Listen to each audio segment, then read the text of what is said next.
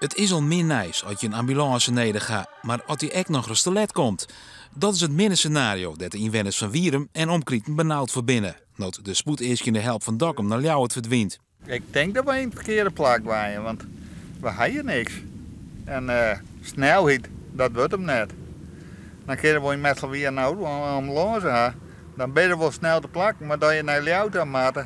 En er moet al wat ingrepen gebeuren. Dat wordt gewoon 4 te lang. En dat de helikopter komt, maar die is ook jouw onderwijs dat die uit Grenjes hierheen moet.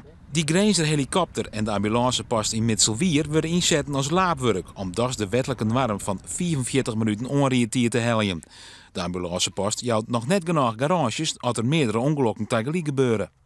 Maar als je zorgt dat de ambulance uit Midselwier komen moet, en stel je voor dat die er toevallig net is dat die ergens oors in gaat, want dat ken ik, want dan komt toch alles bij hen.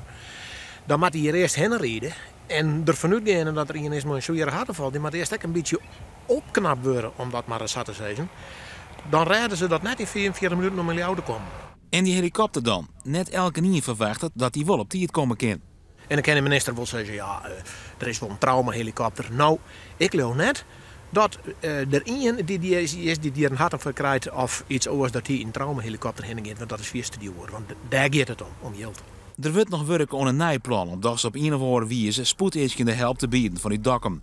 Maar het is nog heel dit net meer als een plan. Het zou er wel eens leren kennen dat oudere inwoners naar grotere plekken verhuizen, dat de ambulance wel zeker op tijd komt. Ja, ik denk dat het weer een maatregel is die de beroemde krimpgebieden, of berucht moet ik misschien op dit moment zeggen, extra hard zullen treffen. En ja, ik begrijp de nood tot bezuinigingen, maar ik denk dat dit geen goede ontwikkeling is.